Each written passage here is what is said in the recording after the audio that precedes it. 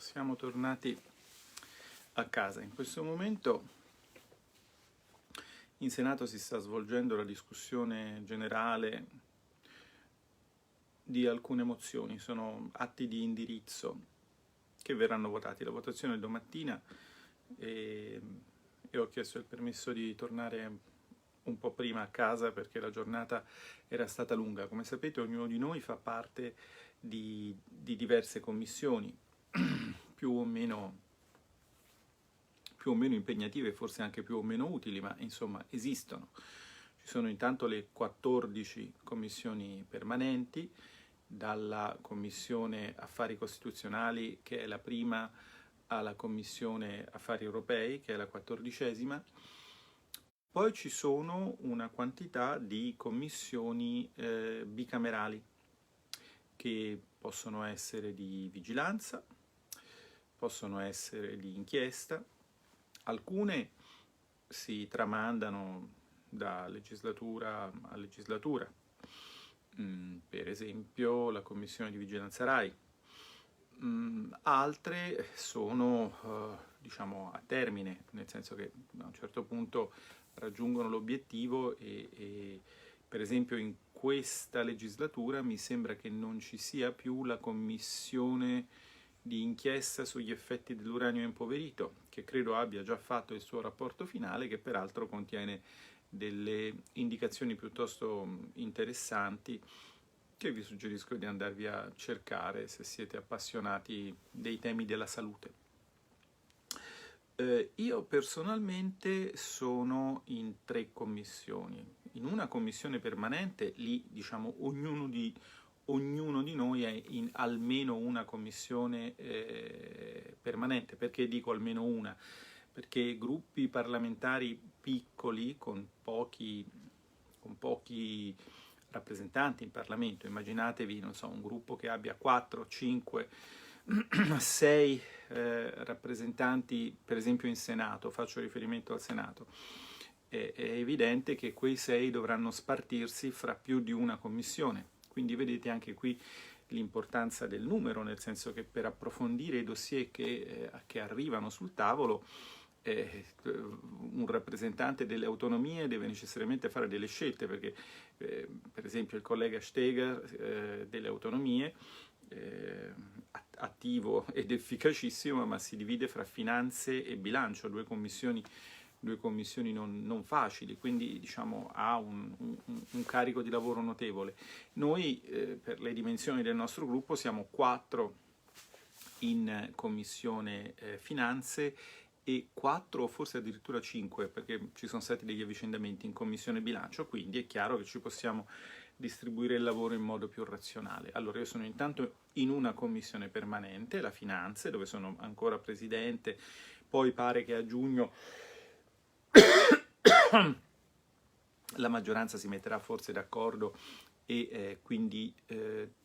essendosi messa d'accordo consentirà che si votino i nuovi uffici di presidenza e quindi mi manderà via. Poi sono in una commissione che è la commissione di inchiesta sul sistema bancario e finanziario come membro semplice. Poi sono come membro semplice in una commissione di vigilanza, la commissione di vigilanza sulla Cassa Depositi e Prestiti. Di questa probabilmente non avete mai sentito parlare, della commissione d'inchiesta sulle banche probabilmente sì, anche perché quando era stata istituita con legge in questa legislatura, sulla base del presupposto che, con tutto il rispetto per chi ne aveva fatto parte e soprattutto per chi l'aveva presieduta, cioè il collega Casini, una commissione d'inchiesta votata dal PD sui problemi delle banche causati dal PD ci sembrava che potesse aver raggiunto delle conclusioni che magari necessitavano di un approfondimento. Vi ricorderete che questa commissione d'inchiesta sul sistema bancario e finanziario venne istituita con una legge, quindi questa nuova commissione d'inchiesta venne istituita con una legge in questa legislatura ma con la precedente maggioranza, E vi ricorderete anche che quel simpatico giornale che sta perdendo lettori a randa e che quindi non nomino perché penso che porti anche un pochino sfiga, mi aveva accusato a me di avere insabbiato la commissione nel senso di aver insabbiato l'iter della legge istitutiva della commissione, che in realtà stava seguendo un iter normale. Io credo che voi abbiate capito, insomma, che la vita di una commissione parlamentare è abbastanza complessa. Se il governo ti bombarda con decreti, i decreti devono scadere, quindi ti devi dedicare prioritariamente alle leggi di conversione, poi c'è in mezzo l'estate, una cosa, un'altra, insomma. Dopodiché io, appena licenziata quella legge dal Senato, lo potete tranquillamente rinvenire negli atti parlamentari, se ne va alla Camera dove rimane parcheggiata la legge, dove non è stato cambiato nulla perché non c'è stata una terza lettura, ma rimane parcheggiata 4-5 mesi, adesso non ricordo. Quello invece non era insabbiare, secondo il quotidiano che secondo me porta un po' iella. Insomma, vabbè, io, sapete, diciamo così, vedete che non vi cerco tutti i giorni perché non tutti i giorni ho qualcosa da dirvi. Non invidio i giornalisti che tutti i giorni sono costretti per contratto a dire qualcosa e non sempre c'è qualcosa da dire, quindi spesso se si è costretti a parlare si dicono delle fesserie. Allora, Commissione Finanze, Presidente ancora per un paio di mesi, Commissione di Vigilanza da me non insabbiata, membro e diciamo così, per ora stiamo facendo solo audizioni. Apro e chiudo una parentesi per segnalare che la commissione commissione di inchiesta sulle banche, non commissione di vigilanza, commissione di inchiesta sulle banche, apro e chiudo una parentesi per segnalare che in un momento in cui i ritardi del governo nel fornire liquidità soprattutto agli imprenditori ma anche alle famiglie stanno gettando sicuramente piccoli imprenditori soprattutto e famiglie nelle mani dell'usura,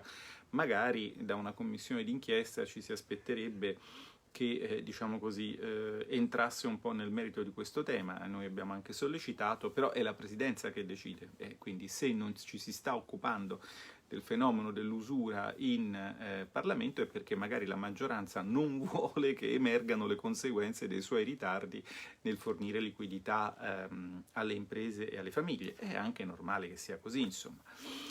Allora, ricapitolando, ripartiamo da capo. Commissione permanente sesta finanze, commissione d'inchiesta che però non fa inchieste sul sistema bancario e finanziario, commissione di vigilanza cassa depositi e prestiti. Questa commissione, che è la terza a cui io appartengo, e ovviamente continuerò ad appartenere anche alla finanze, non sarò più presidente, il che significa che quando il ministro verrà in audizione non ce l'avrò accanto ma di fronte, e per lui non sarà meglio, ma commissione, torno sulla vigilanza su Cassa Depositi e Prestiti. A quel che mi consta è probabilmente per la sua istituzione la commissione più antica, più risalente, come dicono i giuristi, del nostro Parlamento. È una commissione bicamerale istituita nei primi anni del Novecento, prima della Prima Guerra Mondiale. Quando la Cassa Depositi e Prestiti sostanzialmente già c'era, esisteva il sistema, diciamo, del risparmio postale e della sua gestione, ed è una commissione un po' strana perché è ibrida, è mista, è costituita da 4 parlamentari della Camera, 4 parlamentari del Senato, quindi la rappresentazione dei 2 rami del Parlamento è paritetica, e poi ci sono dei membri laici che sono magistrati della Corte dei Conti, del TAR, e probabilmente mi dimentico un altro organo perché questa commissione non si è praticamente mai riunita e non avendo mai cominciato a lavorare io a malapena conosco i colleghi parlamentari che ne fanno parte. Non ho avuto ancora modo, ma avrò modo poi di approfondire la conoscenza con i colleghi, con i membri laici, di cui oggi erano presenti 2, quindi oggi eravamo in 10. Sì, perché come vi ho detto 4 senatori, 4 deputati e credo 4 membri laici, credo che il plenum sia di 12, ma eravamo in 10, maggioranza quindi su 10 è 6, dato non banale per quello che adesso vi racconto. Questa commissione è stata ferma per oltre un anno. Dunque, voi sapete che quando si costituiscono le commissioni parlamentari, sono i gruppi parlamentari a proporre ai presidenti delle Camere i nomi di eletti nei loro gruppi che desiderano partecipare alle commissioni. Quindi c'è una designazione da parte del gruppo. Questo vale sia per le commissioni permanenti che per le commissioni bicamerali. Infatti un modo per, come dire, ritardare l'istituzione di una commissione è banale, semplicemente il presidente del ramo del Parlamento, insomma di uno dei rami del Parlamento, sollecita un gruppo di dargli i nomi, il presidente di quel gruppo i nomi non glieli dà e finisce lì. Ovviamente questa cosa non può andare avanti per sempre, insomma una settimana dice me lo sono dimenticato, una settimana dice c'avevo Giudo, un'altra settimana se lo dimentica lui, un'altra settimana è Pasqua, un'altra settimana te lo fai dire a brutto muso e fai finta di niente, un'altra settimana ti scrive non puoi più far finta di niente e dici ci penso, un'altra settimana ci pensi e un'altra settimana gli dai nomi. Nel frattempo sono 8 settimane e 2 mesi, quindi voglio dire, Allah è misericordioso. Funziona anche così, è normale. Se uno vuole attuare delle garbate strategie dilatorie in questo contesto, dove non ci sono dei tempi contingentati come nell'aula, non tutte le scelte e non tutte le procedure parlamentari sono soggette a delle rigide contingentamenti dei tempi, puoi farlo. Vabbè, adesso per non so quale motivo la commissione di vigilanza sulla Cassa Depositi e Prestiti, diciamo così, emerse l'esigenza di, adesso dovrei andare a vedere le mie agende, ma insomma emerse l'esigenza di designare i membri abbastanza tardi, poi i membri vennero designati, e poi si aprì una fase interessante, che era più o meno un annetto fa, perché ci si cominciò a riunire e la composizione della commissione all'epoca era così concepita: 3 membri della Lega, 3 membri dei 5 Stelle, 1 del PD e 1 di Forza Italia. Quindi c'erano 6 membri della precedente maggioranza, con un membro della opposizione di destra, Forza Italia, l'onorevole Sestino Giacomoni, persona amabile e passata alla storia per un incidente parlamentare che alcuni di voi conosceranno e gli altri possono trovarlo su YouTube. E poi un membro della precedente opposizione di sinistra, il collega Dal Moro, che risultava anche essere il più anziano di tutti noi. Dettaglio importante perché noi, diciamo così, ci riunimmo e per un paio di volte, per dinamiche interne al partito di maggioranza relativa, non si riusciva a capire chi il partito di maggioranza relativa considerasse come il suo candidato alla presidenza. È un dettaglio non banale, perché quando ci sono le votazioni di organi come uffici di presidenza di una commissione, beh, è chiaro che viene fatto un ragionamento, non è che uno entra, poi calano le fiammelle dello Spirito Santo come nelle rappresentazioni della Pentecoste e tu, ispirato dallo Spirito Santo, voti il migliore. No, diciamo, compatibilmente col fatto che se siamo lì ci avete mandato voi e quindi insomma abbiamo titolo ad essere lì, poi subentrano considerazioni riferite agli equilibri politici complessivi, nel senso che, per esempio, vi dico una banalità, in una commissione di vigilanza è buona grazia che la presidenza spetti ad un membro dell'opposizione. È una norma di galateo istituzionale e anche di buonsenso, perché il Parlamento, per quanto diciamo così, l'attuale governo abbia tendenza a vilipenderlo, ma è comunque espressione della vostra sovranità e in qualche modo si suppone che una commissione che ha compiti di vigilanza possa fare da contrappeso in modo efficiente all'opera del governo, per esempio nell'ambito, poniamo, della programmazione radiotelevisiva di Stato o magari poniamo nell'ambito delle nomine delle varie partecipate di Stato, che sarebbe il business della Commissione di Vigilanza CDP fra i tanti business che ha. Allora la cosa era piuttosto divertente perché noi in realtà nella precedente legislatura, ve la racconto un po' come me la ricordo e non ricordo tutto, non ricordo tutti gli infiniti dettagli e alcuni dettagli che mi ricordo non ve li posso dire perché sono una persona corretta, quindi anche se ci faremmo un sacco di risate insieme non sarebbe corretto raccontare tutto, insomma. Non è che non parlo con i giornalisti di certe cose per poi parlarne con voi, non ne parlo perché non è corretto parlarne e quindi le scorrettezze le lascio come metodo ad altri. Ma voglio però in questo racconto, che quindi è necessariamente semplificato, privo di alcuni dettagli, ma che sarà abbastanza lunghetto, credo, mi serve anche per farvi capire che oltre alle cose che tutti vedono, il MES, il mica MES, la finanziaria, la mica finanziaria, il decretone, il decretino, quello che si prende i pieni poteri senza dirlo, eccetera, eccetera, eccetera, oltre alle macro cose,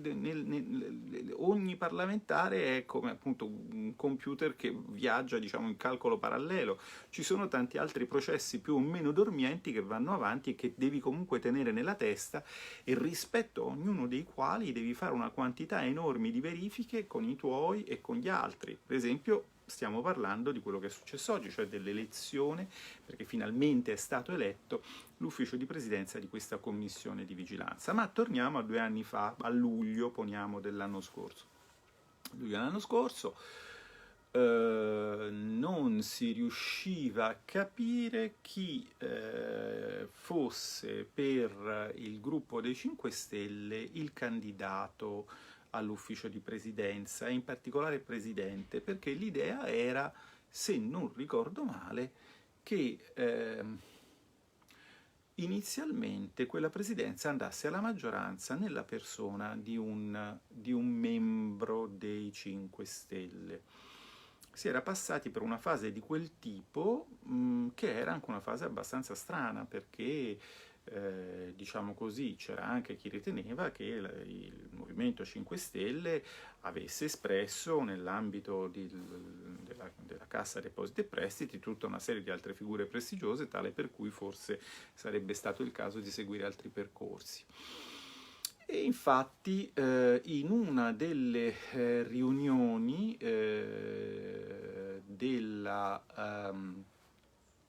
antecedenti al cambio di fronte, cioè al cambio di maggioranza, mi ricordo che il collega Giacomoni sollevò il seguente tema. Beh, cioè voi volete fare filotto e prendervi tutto, ma normalmente la presidenza di una commissione di vigilanza spetta alla opposizione e quindi ci sarei io, che era un ragionamento che funzionava, poteva sembrare un'orazione Cicero pro domo sua, però in realtà era un punto di metodo corretto. Al che il collega Dalmoro disse: beh, ho capito, ma se opposizione deve essere, ci sono anch'io che sono dell'altra opposizione di sinistra. Quindi, fra un po' di stallo all'interno dei 5 Stelle, che sono, diciamo, autostallanti, come le vicende del decreto attuale dimostrano, un po' di, incertezza fra quale delle due opposizioni potesse eventualmente ambire almeno una vicepresidenza, si tira avanti decidendo che nel frattempo il presidente pro tempore è il membro più anziano, cioè l'onorevole Dalmoro. Poi crolla il mondo, vi ricorderete che appunto Conte non aveva messo il veto alla modifica del trattato MES a fine giugno 2019, non aveva messo il veto alla modifica del trattato, perché allora il tema era se modificarlo o meno in termini che noi ritenevamo penalizzanti per il Paese. poi aveva mandato con Tria una lettera a Moscovici dicendo tranquillo che a questi pazzi della Lega la flat tax non gliela facciamo fare, i conti sono sotto controllo, senza ovviamente portarla in Consiglio dei Ministri. È lì che ha preso l'abitudine a non portare in Consiglio dei Ministri le cose, abitudine che prosegue adesso con lo strumento della decretazione per DPCM. Insomma, fra una cosa e un'altra, spina staccata, si riparte, da una parte la turba urlante Mojito Papete, dall'altra noi che lavoravamo, e a un certo punto ci rendiamo conto che, insomma, insomma, la commissione va convocata, la commissione viene convocata, ci rivediamo, e lì, diciamo, il verbale dell'ultima convocazione, che è di mesi e mesi fa, dopo l'estate, ma ben prima di Natale, adesso ce l'ho lì sul telefonino, quindi se parlo con voi non posso vederlo, ci fu un interessante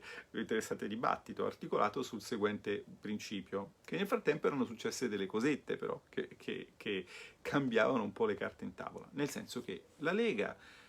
aveva portato i suoi 3 voti dalla maggioranza all'opposizione. Il collega Giacomuni era rimasto all'opposizione, il collega Dal Moro era passato dall'opposizione alla maggioranza. E che cosa era successo al gruppo dei 5 Stelle? Al gruppo dei 5 Stelle era successo che un senatore se ne era andato perché era diventato sottosegretario, era stato sostituito da un altro collega. 2 colleghi deputati dei 5 Stelle erano nel frattempo passati al gruppo misto. L'onorevole Trano, membro della Commissione Finanze e attuale presidente della Commissione Finanze, dove ovviamente non avrebbe dovuto essere eletto a quella presidenza, ma è stato eletto e i 5 Stelle hanno preso uno sberlone non indifferente con questa elezione che li ha scottati moltissimo. E ve lo dico perché ovviamente godo moltissimo, d'altra parte è strano come uno sberlone, diciamo così, alla maggioranza visto dall'opposizione sembri una goluria. E il collega Angiola, che anche lui aveva lasciato i 5 Stelle. E quindi, come dire, Houston, abbiamo un problema. Nel senso che se prima la maggioranza era 6-2, cioè 3 Lega, 3 5 Stelle, 3 più 3 6, contro 2 Forza Italia PD, dopo la maggioranza in commissione non coincideva più con la maggioranza in Parlamento. Perché? Perché eravamo e tuttora siamo 3 Lega più 1 di Forza Italia più 2 del gruppo misto, che però non vanno molto d'accordo con i loro ex compagni di partito dei 5 Stelle, quindi tendono a stare con l'opposizione. Quindi la maggioranza ridiventa 6-2, ma 6-2 per l'opposizione. Spettacolo! Un attimo che accendo una luce perché altrimenti poi fra un po' non vi vedo più.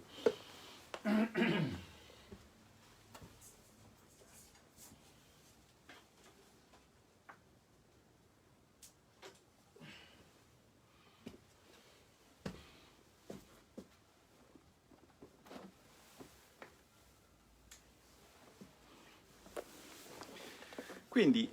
ma questa forse la possiamo spegnere, se no vi abbaia. A esito di questo simpatico colpo di scena determinato dallo sgretolarsi del gruppo parlamentare dei 5 Stelle alla Camera, uno sgretolarsi che non è determinante per la tenuta del governo, perché alla Camera, come sapete, hanno ampio margine, ma che era sufficiente a rovesciare la maggioranza in commissione di vigilanza CDP, succede la cosa più ovvia del mondo, che il presidente pro tempore, in quanto membro anziano, l'onorevole Dal Moro, persona di grande civiltà politica, tecnica e di grande esperienza, che ambiva anche a diventare presidente eletto, probabilmente, ma ognuno, insomma, chi una presidenza non ce l'ha, ovviamente la vuole. Io ce l'ho ancora, quindi non mi serve. Quando non ce l'avrò più, la vorrò anch'io. Visto che era finito sotto per via di queste ovvie dinamiche, tendenzialmente non convocava la commissione, perché non voleva farci votare. Questo anche perché nella, credo, unica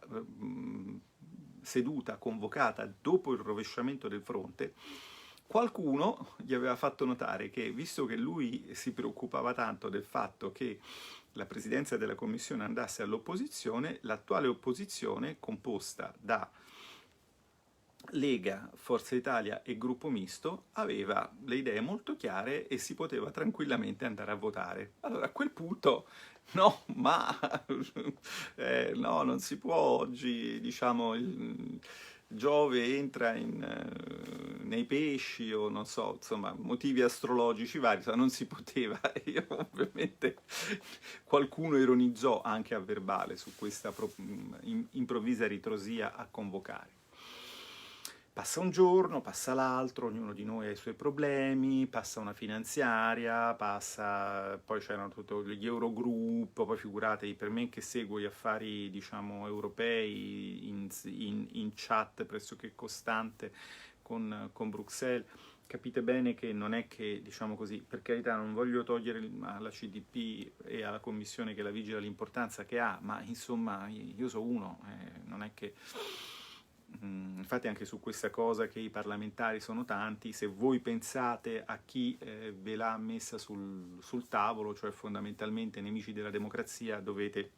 fare una riflessione. Vabbè, andrà fatta una riflessione, bisognerà farla. Ma insomma, passa un giorno, passa l'altro, però a un certo punto che succede? Io, diciamo,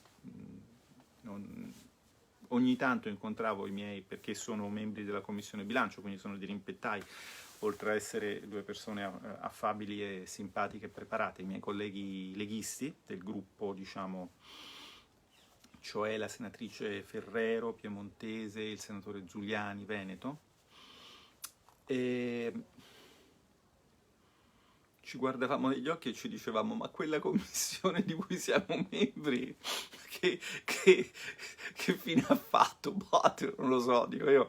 seguo sempre un principio che, diciamo così, vi suggerisco di seguire anche voi nella vostra vita, cioè quieta non muovere. Se diciamo così, non svegliare il can che dorme, mettiamola così, per dirla. Aspettiamo. Onestà, sempre. Però naturalmente io stavo zitto e buono perché avevo la mia presidenza, i miei messaggi da Bruxelles, le mie beghe da risolvere quotidiane, ma altri la presidenza non la avevano e magari la volevano. Tipicamente, visto che si poteva a questo punto fare credibilmente un discorso di opposizione, e che c'era stata anche un'interlocuzione precedente di cui io peraltro non sapevo nulla, anche perché dentro un partito, diciamo così, siamo pochi ma siamo al tempo stesso tanti, e non è che, cioè, tenere in contatto bilaterale 58 persone non è una cosa così ovvia e così banale. Si rifà vivo il collega Giacomoni, che giustamente comincia a pressare a ciò che questa commissione si convochi. Insomma, la cosa aveva anche un senso, cioè non era meramente dettata da ambizioni personali, peraltro giustificatissime, e uno, diciamo, entra in politica per fare le cose, anche per fare carriera, che è una delle tante cose che si possono fare, o per avere dei ruoli, e quindi è normalissimo che ambisca a ricoprirli. Ma poi, scusate, in questo momento CDP che era sempre il deus ex machina di qualsiasi ragionamento di politica economica, in questo momento sta assumendo una grande quantità di ruoli, è diventato veramente un'istituzione strategica nel contrasto non riuscito, ma non per colpa di CDP, alla crisi economica da Covid. E poi c'è tutta la stagione delle nomine, tutte passate sotto traccia, insomma. Quindi c'erano importanti motivi perché questa commissione cominciasse ad operare. Insomma, praticamente, e facciamo scrivere, allora si parte con l'idea, facciamo scrivere, allora prima facciamo noi un comunicato stampa, dal Moro non pervenuto, poi facciamo scrivere ai presidenti delle Camere per sollecitare, perché naturalmente trattandosi di un organo parlamentare non è che tu potessi sollecitare il governo. Se avessimo sollecitato il governo avrebbe detto scusa ma quello è Parlamento, sono fatti tuoi se tu non riesci ad organizzarti e a esprimere un organo che deve controllare me governo, che viene a disturbare a me perché io dica a me governo, perché io vada da uno della maggioranza che mi sostiene a dire scusa sblocchi la situazione così poi questi rompicoglioni mi controllano. Non sarebbe razionale, no? Cioè, ma non deve essere così. Per nostra fortuna il destinatario di queste lettere, cioè l'onorevole Dalmoro, diciamo, ci sono stati dei disguidi tali per cui la risposta non è stata a tutte le lettere che sono arrivate, quindi a un certo punto è arrivata una lettera un pochino più imperativa e alla fine ci si è riuniti. Tralascio una serie infinita di dettagli, tipo telefonate infinite provenienti anche da chi onestamente non doveva farle. Tant'è che io a un certo punto mi sono sentito in obbligo di fare la seguente orazione picciola, poi magari un giorno la pagherò, ma intanto l'ho fatta, del seguente tenore. Caro Ministro, non è perché tu appartieni a un governo che ha leso le prerogative dei parlamentari per DPCM che io abbia una animosità nei tuoi riguardi, non ce l'ho. Anzi, mi sei molto simpatico e ti stimo, ma il discorso che voglio farti quindi è assolutamente istituzionale ed è il seguente. Chi voteremo per presiedere una commissione parlamentare è affare del Parlamento e non è affar tuo. Cioè, sotto, no? C'è anche questo, devi anche spiegare queste basi qui. Alla fine siamo andati, i numeri erano quelli, per evitare che ci fossero imbarazzi. Ho chiesto il voto segreto, sostenuto dal mio gruppo, bastava essere in tre, siamo in tre, l'abbiamo chiesto, abbiamo votato e abbiamo risolto la questione.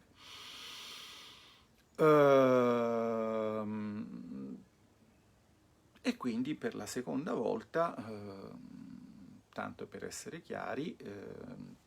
il Movimento 5 Stelle non è riuscito a imporre la sua volontà nella nomina di un ufficio di presidenza di una commissione. Mi dispiace per loro, ma sono contento per me, perché sinceramente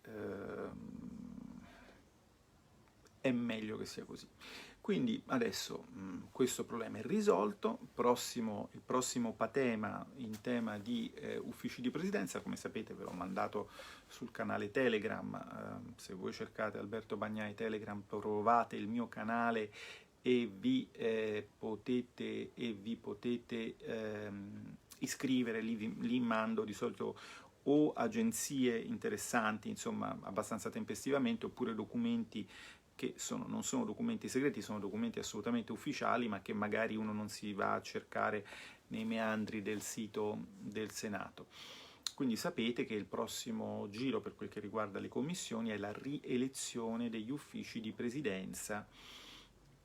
delle commissioni permanenti. Quindi c'è il rinnovo delle commissioni, anche per esempio il collega io al Senato e il collega Trano, Finanze, Camera,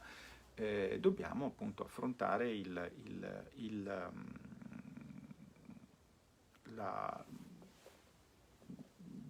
decadiamo e poi si rieleggono gli uffici di presidenza. Quindi io ritengo di non essere riconfermato, di là proveranno a scalzare il collega, adesso vediamo, per i paradossi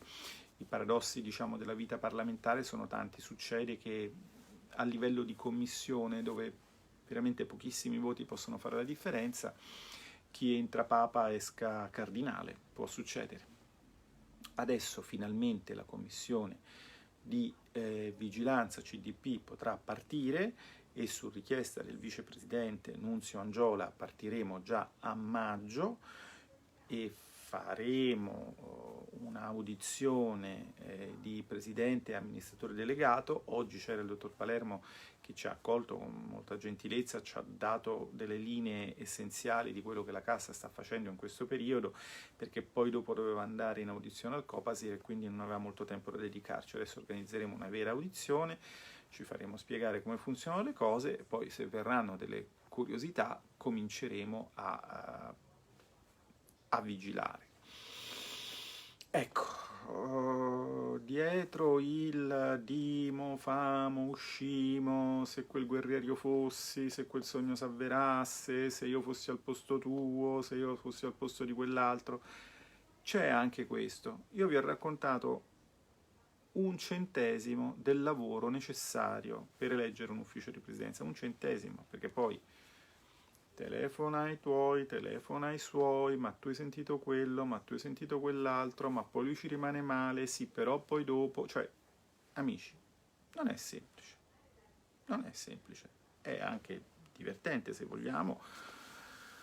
speriamo soprattutto che sia utile, ma semplice sicuramente non è. A questo proposito, venendo a un tema più di attualità, ieri parlavamo del Deep State, oggi ho incontrato il mio Deep State preferito, insomma, ne ho tanti, insomma, fra l'altro si odiano fra loro uno con l'altro, perché giustamente, essendo persone di eccellente caratura professionale, tendono appunto ad avere un io sviluppato, e in quello sono assolutamente vicino a loro, e tendono anche a detestarsi a vicenda, che mi ha spiegato che il decreto rilancio è arrivato a 300 articoli e che con questo si è battuto il precedente record di numero di articoli di un decreto legge. Io adesso non so il presidente Mattarella come la prenderà, ma credo che non possa che prenderla come viene, perché d'altra parte, se al governo ci stanno loro, diciamo, non è che lui non abbia avuto un ruolo, quindi insomma dovrà fare necessariamente buon viso a cattivo gioco, visto che il gioco lo ha giocato lui, con tutto il rispetto per la carica che gli consentiva di giocarlo. Non è una notazione polemica, è una notazione strettamente fattuale. Io non mi permetterei mai di criticare chi fa un lavoro più difficile del mio. E quindi il precedente record, che era imbattuto dal 2004, mi è stato detto, forse ricordo male, ma insomma era imbattuto da almeno un decennio, era stato infranto dal famoso Cura Italia, che, come ricorderete, di articoli ne aveva 127, d'accordo? Qui siamo già a 300, è una specie di legge di bilancio che, fra l'altro, Porella, siccome nel frattempo si è fatto caldo e quindi, diciamo così, non c'è più bisogno della coperta, è abbastanza scoperta, perché d'altra parte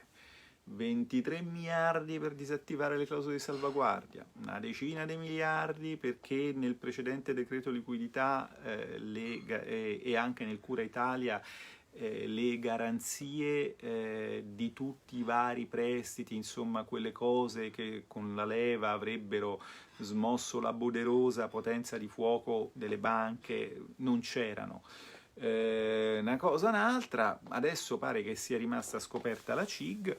che comunque una decina di miliardi ce li devi mettere, insomma qui miliardo di qua, miliardo di là, miliardo di su, miliardo di giù, è capace che loro tornino in Parlamento a chiederci un ulteriore scostamento. Nel frattempo, alle aste sui BTP la domanda è 100 e loro collocano 10 e ci stanno impiccando i famosi 30 del MES, che peraltro neanche ci sono, perché Regling ha detto che comunque ne potrà dare solo un po' alla volta, non è che arrivano tutti e 30 tutti insieme. Vero è, come mi diceva l'onorevole Giorgetti, sacrosantissima questa cosa, se non fosse stata per la legge che ho fatto io, perché lui ne è stato il relatore, la legge 243, quella sull'equilibrio di bilancio, questo governo noi in aula non lo avremmo mai visto. E infatti è vero, perché il governo in aula sostanzialmente è venuto, l'unico voto che ci ha consentito di esprimere è stato il voto sullo scostamento. Non so se vi ricordate, noi volevamo votare sul MES, niente, volevamo votare la mozione di sfiducia a buona fede, niente, tant'è vero che oggi abbiamo votato il calendario proprio perché la nostra richiesta era che Bonafede venisse in aula e si votasse la mozione di sfiducia. Alla fine, con questa legge sull'equilibrio di bilancio, il governo è costretto a venire. Probabilmente tornerà, perché i soldi non gli bastano, perché dovete capire che se fai delle leggi che sono sostanzialmente delle finanziarie, si scatena il meccanismo della finanziaria, che è ben descritto nel libro Io sono il potere, Feltrinelli, serie bianca, 18 euro, Io sono il potere, autore anonimo, che si firma un capo di gabinetto della prima, della seconda e della terza Repubblica. Nella legge di bilancio si scatena il marchettificio, cioè l'assalto dei vari ministri ai soldi messi a disposizione e quindi dai ministeri arrivano articoli. Anzi è andata bene perché a un certo punto era girata una bozza delle richieste dei ministeri, erano 600 richieste, sono collassate in un paio di 100 articoli, quindi diciamo che si sono tenuti oltre ai circa 100 originariamente previsti. Quindi diciamo stiamo andando alla grande, no? Il mio deep state preferito mi ha detto che il preconsiglio forse finisce oggi. Il preconsiglio è appunto il consiglio dei vari capi di gabinetto dei ministeri che dovrebbero regolare i vari aspetti tecnici e anche con l'assistenza dei legislativi fare un testo minimamente pulito e decente da portare in Consiglio di Ministri per l'approvazione formale. Ovviamente io non so, alcuni ministri li conosco,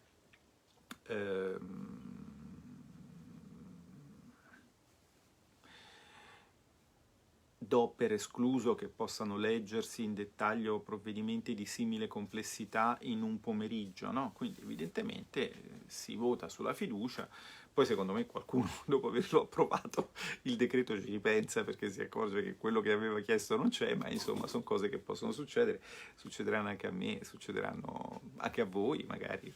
chi lo sa, o magari vi sono successe perché magari qualcuno che sta ascoltando è un collega o un ex collega. E questo, diciamo così, fa sorridere, sì, sorridere di tenerezza verso queste persone che, diciamo, hanno in questo momento il triste compito di gestire la dinamica del marchettificio elevata alla quarta potenza, perché essendo 4 gruppi politici, no? Quindi fra l'EU, PD, Italia Viva, 5 Stelle, ognuno tira dalla parte sua. Però poi non dobbiamo mai dimenticarci che c'è il problema del paese. Io adesso vi lascio perché devo leggermi i documenti tecnici arrivati dai ristoratori, dagli albergatori, dagli agricoltori, dai balneari, dalla grande distribuzione organizzata, dai commercianti, dalla Confcommercio, dal settore della ferramenta e quindi dei prodotti in metallo che avevano un codice Ateco che li condannava ad essere esclusi e a chiudere. Insomma, per come dire, portare con loro questa croce. Mi sono già messo d'accordo con il senatore Centinaio per vedere insieme con lui, in quanto responsabile del turismo, e vedere con lui alcuni di questi rappresentanti. Devo anche dirvi che succede a livello di associazioni di categoria quello che mi succede a livello di cittadini, cioè adesso suppongo di essere un po' più riconoscibile, quindi mettiamola così, probabilmente c'è qualcuno che quando mi vede vorrebbe tirarmi un nuovo marcio addosso, però non lo fa, ma ce ne sono anche molti che vogliono ringraziarmi e lo fanno e questo mi fa molto piacere, che ci incoraggiano a tenere duro. E anche fra le associazioni di categoria, ben sapendo che noi più di tanto non possiamo fare per i motivi ovvi, il motivo è che comanda la maggioranza, altrimenti non saremmo in democrazia,